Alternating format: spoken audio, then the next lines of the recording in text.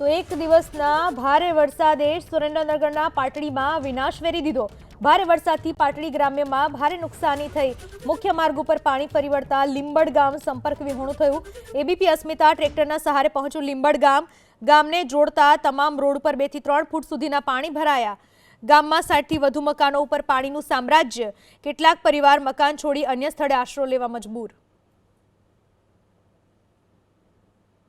સુરેન્દ્રનગર જિલ્લાના ગ્રામીણ વિસ્તારની અંદર જે રીતે વરસાદના કારણે પરિસ્થિતિ ઊભી થઈ છે તેને લઈને એબીપી અસ્મિતા ગ્રાઉન્ડ ઝીરો પર પહોંચી છે।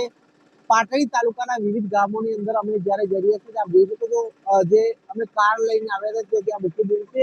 હવે અહીંયાથી ગ્રામીણ વિસ્તારમાં ટ્રેક્ટર દ્વારા જઈ રહ્યા છે કારણ કે કાર જાય તે પરિસ્થિતિ નથી। અહીંયા રોડ તૂટી ગયા છે। અહીંયા સ્થાનિકોનું ટ્રેક્ટર મંગાવીને ટ્રેક્ટર દ્વારા અમે ગ્રામીણમાં વિસ્તારની અંદર જઈ રહ્યા છે।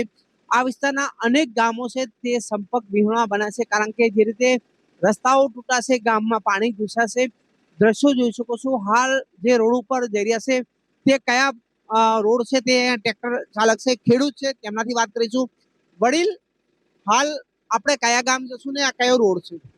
લીંબડ થી રાજકોટ જવાનો રોડ છે ને આગળ હવે લીંબડ આવશે। આપણે આગળ બધા રસ્તા આવતના પાણીમાં જ છે। આ વિસ્તારમાં કેટલા ગામો પ્રભાવિત થયા છે? ખાસ કરીને આ વિસ્તારના 5 ગામો છે, લીંબડ, રાજપર, હેબતપુર, ભડેડા અને છાબલી પાણીમાં પ્રભાવિત થયેલા છે। પૂર જેવી સ્થિતિ છે આ 5 ગામોમાં। ખાસ કરીને ગ્રામીણની અંદર શું પરિસ્થિતિ છે, ખેતરોની શું પરિસ્થિતિ છે, શું પરિસ્થિતિ હાલ જોવા મળી? ખેતરો તો સંપૂર્ણપણે ખેતી નાશ પામી ચૂકી છે 5 ગામમાં। નીચાણવાળા વિસ્તારોમાં ઘર વખરીની નુકસાની છે, માલ ઢોરને પશુચારાની નુકસાની છે, કાચા મકાનો પડી ગયા છે। જે રીતે આપણે ચારો તરફના દ્રશ્યો જોવા મળશે કે આપ જોઈ શકો છો મુખ્ય રોડ છે ને મુખ્ય રોડમાં કઈ રીતે પાણી છે।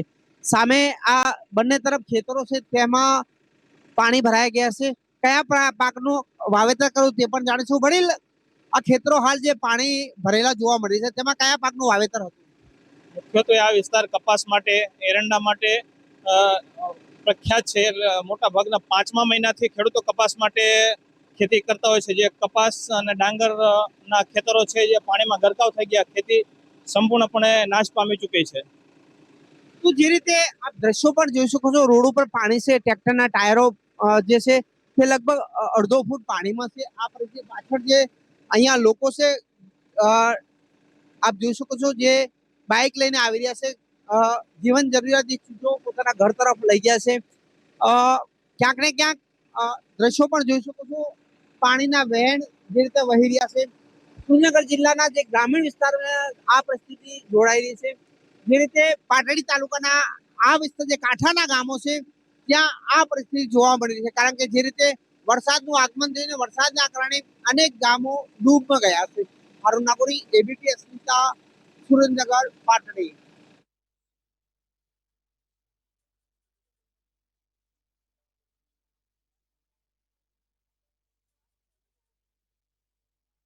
સુરેન્દ્રનગર જિલ્લાના પાટડી તાલુકાના લીંબડ ગામના દ્રશ્યો આપણે બતાવવા જઈ રહીશું। આપ જોઈ શકો મારી પાછળના આ દ્રશ્યો છે જે લીંબડ ગામના સીમના દ્રશ્યો છે। ખેતરોમાં જે ખેડૂતો રહીને પોતાની ખેતી કરતા હતા પરંતુ ક્યાંક ને ક્યાંક તમામ વિસ્તાર ડૂબમાં ગયો છે। જે ટ્રેક્ટર અને અન્ય સામગ્રી પડી છે તે પણ હાલ પાણીમાં પડેલી જોવા મળી રહી છે। મકાનની ચારો તરફ પાણી ભરેલા જોવા મળે છે।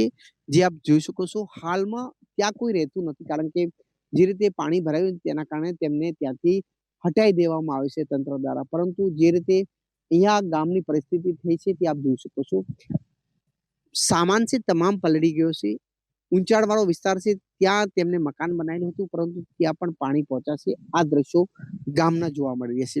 લીંબડ ગામની અંદર આવવા માટે પણ ટ્રેક્ટરનો સહારો લેવો પડે છે કારણ કે ચારો તરફ પાણી છે।